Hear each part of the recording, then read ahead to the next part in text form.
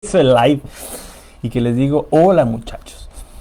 Ay, Dios mío, no sé si contarles lo mismo otra vez o irme por otro camino en esta ocasión. Bueno, resulta que comencé a grabar, pero no estoy grabando con mi webcam. Estoy grabando ahora con una cámara viejita que yo tenía guardada ahí. ¿Por qué? Bueno, porque hace un par de días en Amazon me apareció una publicidad de ¿cómo se llama? De un aparatejo, bueno, una piececita pequeñita, muy barata, 25 30 dólares, que sirve para que tu cámara sirva como webcam a través de un cable HDMI. Entonces yo me la compré pensando utilizarla con una cámara que yo tengo acá, que es una cámara pues profesional de fotografías, ¿no? Unas que se llaman, se llama Canon 70D, ¿no? Que es una DSLR, ¿no? El asunto está en que no funcionó. Bueno, sí funcionaba, pero en la imagen que se estaba transmitiendo a través de streaming aparecía lo que aparece en la pantalla de mi cámara, ¿no? Se aparecía una especie de cuadros, de líneas ahí. Intenté quitarlas, no pude. La única manera en la que podía quitarla era a través de eliminando el autofocus. Pero yo me movía al hablar y entonces se quedaba fijo y me veía borroso o se veía la parte de atrás más sharp, ¿no? más nítida. Y no me gustó. Entonces me acordé que yo tenía una camarita vieja que compré en el Best Buy en el año 2011 para grabar a mis hijos. Y resulta que la saqué, la puse y me di cuenta que tenía efectivamente un cablecito para HDMI. Y dije que bueno, la coloqué ahí y funcionó todo de maravilla. La calidad, como se verá, no es perfecta. Pero yo estaba muy contento y estaba hablando aquí. Llegué, me senté, me puse el micrófono, jajaja, jejeje. Contento, como todas las noches en estas sesiones que voy improvisando, pero que me permiten dialogar y encontrarme con personas y hablar de mí y ser yo mismo y compartir ideas y experiencias. El caso es que después de 5 o 6 minutos, ¡pum!, se apagó la cámara. ¿Por qué? Porque no estaba grabando. Estaba simplemente utilizando la cámara como si fuera un webcam. Entonces busqué en el settings ahí y había una opción que decía que no se apagara nunca. ¡Pum!, la elegí. ¿Y qué pasó? Que en la segunda ocasión volví a iniciar todo mi rollo, todo mi discurso, contar las mismas anécdotas y los mismos chistes y se volvió a apagar. Entonces, esta es la tercera y espero que sea la vencida. La diferencia es que hoy estoy grabando en la cámara. Estoy grabando el video para que la cámara entienda que está haciendo algo y que no se vaya a apagar. Creo que no se va a apagar en esta ocasión. Bueno, dicho todo esto, vamos al grano, que es lo que nos tiene aquí. Si escuchan ladrar un perrito, se llama Nacho, es un chihuahueño y que no entiende de formalidades, ¿no? Bueno, se llama, o le he puesto a mi disertación del día de hoy, 5 consejos a mí mismo cuando tenía 20 años. Yo no soy partidario de la nostalgia, que quede claro. No creo en ella, no la disfruto, ¿no? Me parece tramposa, me parece que falsea la realidad.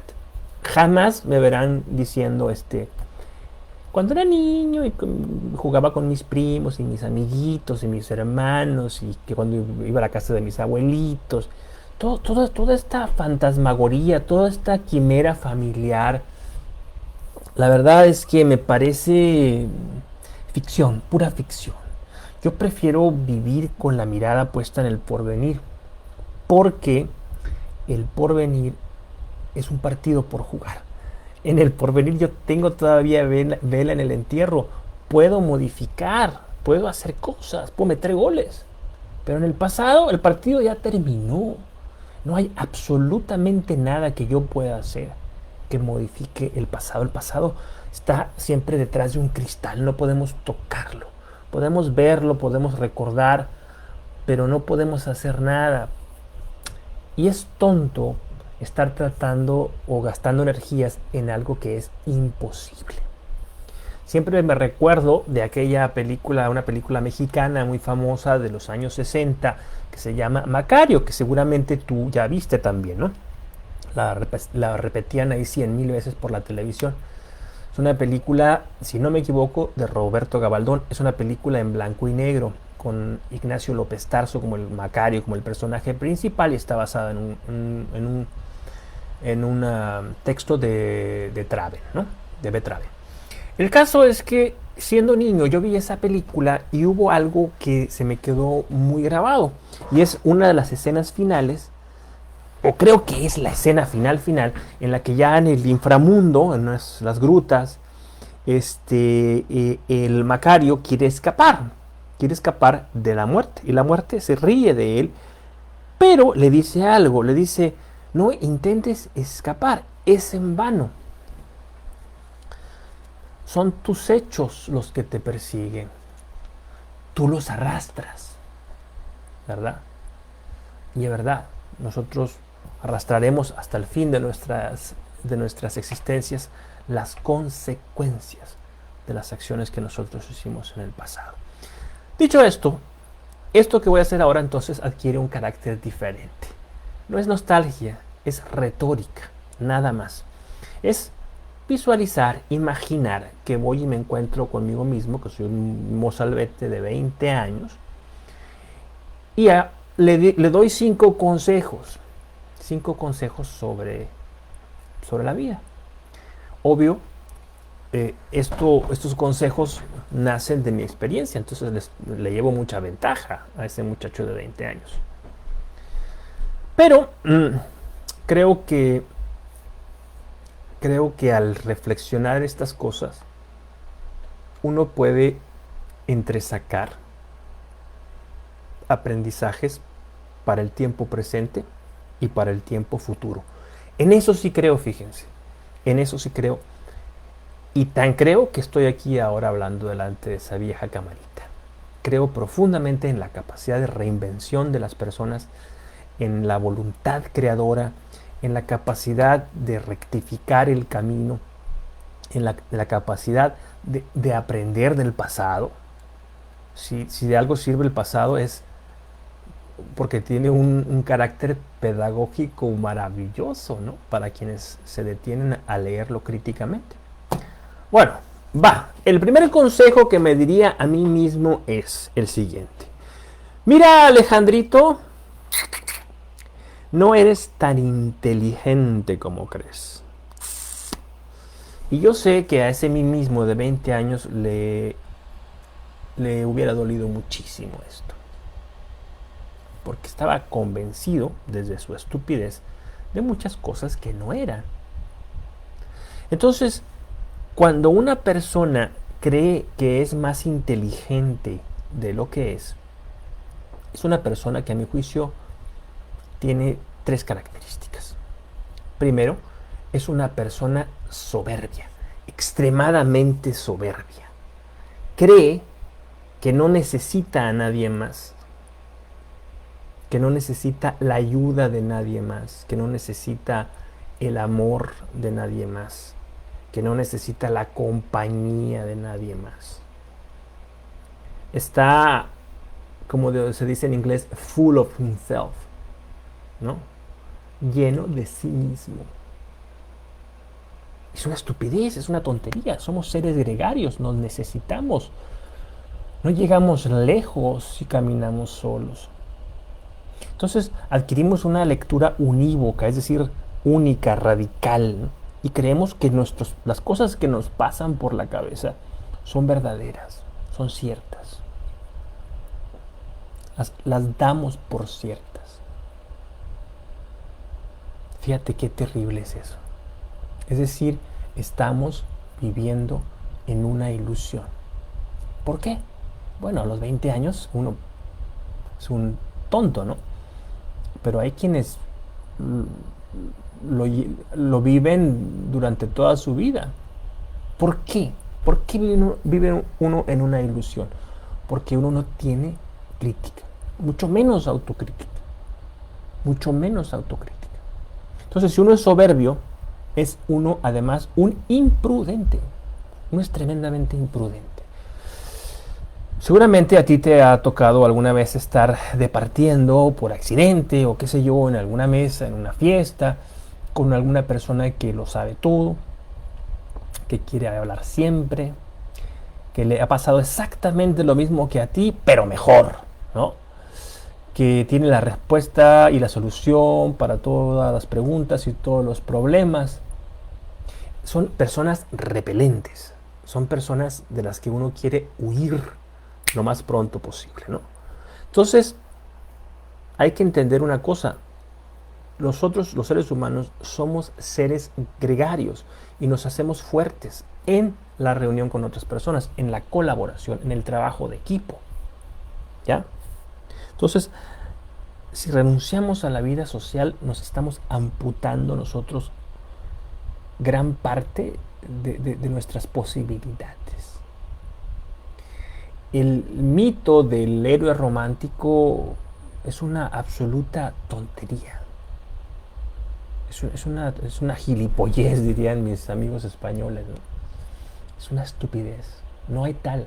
El mito prometeico, ¿ya? Habla del espíritu humano y de la voluntad de transgredir fronteras, pero nada más. Eso no se ajusta a la realidad de los hechos de las sociedades humanas, ¿no? Entonces le diría, no eres tan inteligente como crees. Consejo número 1. Consejo número 2. Esto es pragmatismo puro. Ahorra todo lo que puedas. Ahorra. Cuida el dinero. Cuida el dinero. Y ahora lo estamos viendo, ¿no? Ahora con lo que está sucediendo con el caso de la pandemia, una de las enseñanzas que la pandemia nos ha dejado, sin duda alguna, es la necesidad imperiosa que tenemos de ahorrar. Y todos, estoy convencido de esto, todos podemos ahorrar.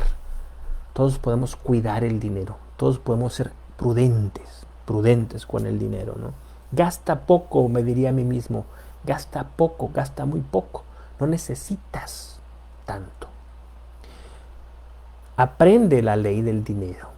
Aprende, no desestimes por tu arrogancia la importancia que tienen los bienes materiales. No eres un ángel.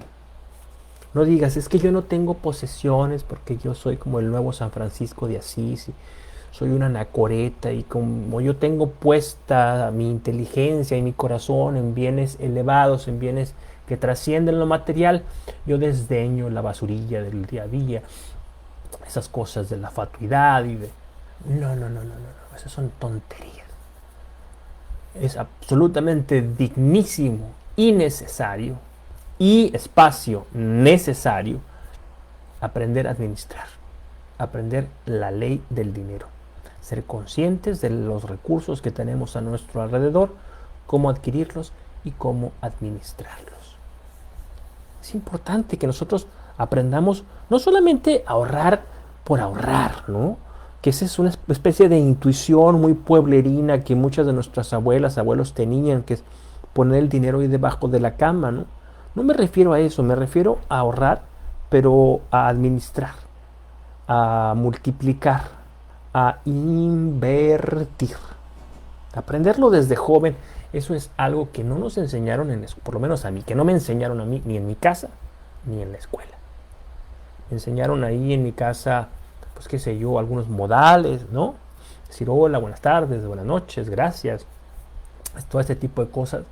Y en la escuela, pues bueno, me enseñaron a multiplicar, a sumar, a restar, a dividir, a cálculo diferencial, qué sé yo, muchísimas cosas, pero no me enseñaron esto tan importante. Yo creo que eso es una deuda pendiente que tenemos con las nuevas generaciones.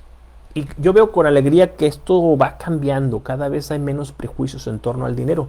Y eso ocurre mucho en nuestras sociedades hispánicas, panhispánicas, ¿no? En el mundo hispánico en general, de ambos lados del océano Atlántico. Lo que existe es una especie de prejuicio que seguramente está ligado a la religión sobre el dinero, ¿no? Pareciera ser que la persona que se interesa por el dinero es alguien moralmente mezquino, ¿no? Una persona de la que hay que apartarse. O parece ser que el dinero tiene una connotación de tabú, pues, y que no se habla de él así abiertamente, sino que hay que hablar así a media voz, o en la mesa no se habla de dinero, todo este tipo de prejuicios tontos, ¿no? Bueno, yo le diría a ese muchacho de 20 años que fui, deshazte de todos esos prejuicios, no eres mejor por desdeñar los bienes materiales, es más bien lo contrario, eres un tonto. Bueno, ese fue el consejo número 2. El consejo número 3 que me daría es un poco la consecuencia del anterior, ¿no?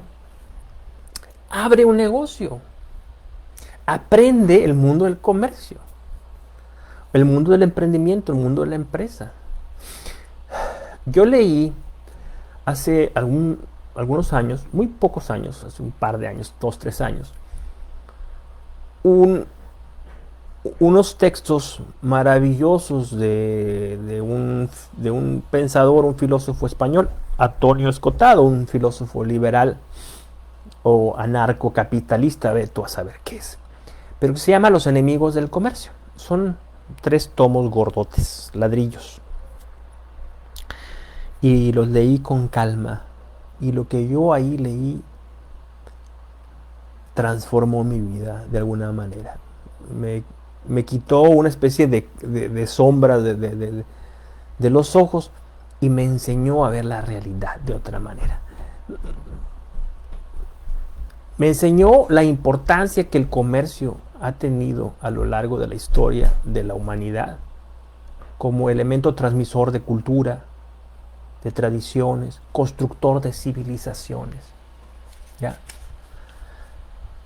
Y así como el comercio construye civilizaciones, el comercio y las actividades comerciales y las actividades económicas en general construyen personas. Voy a insistir en este punto, muchachos. No somos ángeles. Ese neoplatonismo que algunos enarbolan, ¿no? Esa especie de hipismo o plotinismo, no sé cómo llamarle, ¿no? De creer que yo... Y esto está ligado a los gnósticos, a los primeros cristianos, ¿no? Esta idea de que la materia es creación del demonio.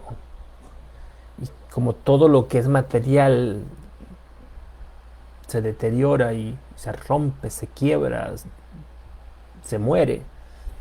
Entonces yo tengo que fijarme en la luz, en el foco de luz, que es la trascendencia absoluta de la divinidad. Por eso se iban despojados de todas pertenencias a vivir como animales ahí en cuevas en el desierto, ¿no? Pero en la vida contemporánea de las ciudades, del mundo del siglo XXI, esto es una absoluta tontería, una estupidez. No podemos imaginar un mundo así. ¿Por qué? O sea, ¿por qué condenar a tu familia a la pobreza? Y cuando tú te desentiendes de la creación de riqueza, pues estás afectando a la sociedad en la que vives, porque has dejado de aportar tu talento y tus capacidades de transformación. Las actividades económicas lo que hacen es ayudar a transformar a la realidad, para que esa realidad no transforme. Una prueba de eso es esto mismo, la tecnología, que yo pueda hablarte a ti, allá donde estás, a través de esta cámara vieja que me encontré el día de hoy, es una maravilla. Y esta realidad transformada, que es producto del desarrollo tecnológico, termina por transformarme a mí también. Me brinda posibilidades que no existían hasta hace muy poco tiempo. ¿Me van siguiendo, muchachos? Al abrir un negocio, que es una expresión genérica, ¿no? Que quiere decir administra tu dinero, invierte tu dinero, multiplica tu dinero, uno adquiere independencia. Sé independiente. ¿Cuántas mujeres, por ejemplo, y pienso en mujeres porque es un caso estereotípico, pero aplica para todos los seres humanos? ¿Cuántas mujeres, por ejemplo, que viven con un marido que es un pelafustán, que incluso puede ser violento, agresivo y golpearlas, no pueden separarse de esa situación conflictiva, de riesgo incluso, precisamente porque no son independientes, porque no tienen ingresos económicos que les permitan subsistir por ellas mismas o por ellos mismos, pues? ¿Me siguen? Es importante ser independiente. Es importante tener conciencia de esa independencia, buscar esa independencia, buscar esa libertad. Yo cuando también en esta tradición panhispánica, ¿no?, observo a tantas personas que no han sido capaces a lo largo de su vida de desarrollar esa vocación de defensa, de búsqueda y defensa de su propia libertad. A mí me parece trágico. Se han vuelto dependientes, son como niños, se han vuelto eternamente dependientes de un poder superior, el gobierno típicamente. Al abrir un negocio, al dedicarnos a alguna actividad comercial, estamos creando empleo, estamos ayudando a otras personas, estamos expandiendo nuestro talento y lo estamos haciendo de tal manera que modificamos la realidad y podemos potencialmente modificar la vida de otras personas. Así se va construyendo una civilización. Yo muchas veces les he contado, no sé si les he contado aquí, la primera vez que estuve frente al skyline de Nueva York, ¿no? Y yo me quedé maravillado y yo dije, pensar que aquí alguna vez todo era bosque y había ahí ardillas y conejos y ¿cómo se llaman estos? Groundhogs, ¿cómo se llaman estos? Marmotas y búfalos. Y hoy esto es todo una catedral de cristal. Los sueños de millones de personas están ahí formalizados. Uno puede ir y puede tocarlos. Estamos rodeados de sueños. Aquí mismo estoy en mi oficina, en mi casa, en el basement, en el sótano. Pues aquí alguien tuvo que tener la idea de construir esta casa alguna vez. Alguien diseñó los planos. En fin, hay huellas de los humanos alrededor de nosotros, porque somos seres que vivimos en un mundo material. ¿Me siguen? Entonces yo pienso que tuve que pagar caramente mi desinterés de todas estas materias. Yo era feliz con mi poesía, era feliz con mi filosofía, era feliz con mis libros y lo sigo siendo. Lo sigo siendo. Me ayudaron a pensar, me ayudaron a adquirir lenguaje, a adquirir perspectiva. Y lo que voy a decir como cuarto consejo, que es el cuarto consejo, tiene que ver con esto que acabo de decir, con esto último, con los libros. Me diría a mí mismo, Alejandro, lee mucho, mucho, mucho, mucho más. Me arrepiento, ¿sabes? Me arrepiento de haber leído muchas cosas que no quería leer, pero que tuve que leer. Me diría, Alejandro, lee por placer. Lee estrictamente por placer. Creo que Borges decía que el verbo leer no admite como el amor el imperativo, ¿no? Es decir, no puedes decirle a alguien ama, porque pues, no se puede. Tampoco le puedes decir a alguien lee, no se puede. No se puede. Entonces, uno tiene que leer lo que a uno le apasiona, lo que de verdad le apasiona. La lectura tendría que ser una actividad muy placentera, transformadora, de un placer infinito, un placer cotidiano, infinito. ¡Qué maravilla! Hoy, en la mañana, me quedé acostado hasta tarde, leyendo. Leí El corazón de las tinieblas de Joseph Conrad. Es la segunda vez que lo leo en mi vida. La primera vez lo leí cuando era muy joven y no me pareció tal cosa. O sea, ni siquiera lo recuerdo, pues. Pero esta mañana lo leí y estaba profundamente emocionado. Aquello me pareció una maravilla. Una maravilla. Yo estaba ahí echado en la cama leyendo y fui en esos momentos el hombre más feliz del mundo. Entonces, al leer lo que me apasiona, al leer por placer, yo estimulo mi imaginación y la imaginación es muy importante para vivir. Sin imaginación somos como animales, somos como bestias. 5. Esta parte no sé si la podré explicar bien. Me diría, Alejandro, ora diariamente. Yo soy creyente. Soy creyente, creo en una divinidad personal. Oro, yo oro, rezo. Creo que tengo una vida religiosa no tan brillante ni tan limpia como debería ser, pero la busco. ¿Por qué? ¿Por qué? Bueno, pues porque necesito una experiencia trascendente, necesito comprender que mi vida no solamente es un accidente de la materia. Tengo esta sed, esta necesidad, este apetito de trascender. Ahora, muchachos, yo entiendo perfectamente a una persona que no tiene fe, a una persona que no cree en la trascendencia del alma, del espíritu, de la conciencia, que no es capaz de visualizar una divinidad. Lo entiendo perfectamente y no la desestimo. No la siento, no siento que sea menor que yo o que le falte algo. No, para nada. Yo creo que la trascendencia, eso sí, es una necesidad para todo el mundo. Una persona que no tiene una conciencia trascendente es una persona intrascendente, es decir, olvidable. Cuando yo pienso en mi idea de trascendencia desde una perspectiva religiosa, estoy pensando en una condición ulterior, en una perduración de mi ser. Pero la trascendencia, muchachos, va más allá. O sea, la trascendencia puede explicarse de otras maneras. La trascendencia puede explicarse como la devoción con la que yo me entrego a una misión que trasciende mi propia individualidad. Cuando yo trabajo por los demás, ahí estoy siendo trascendente y no seré olvidable.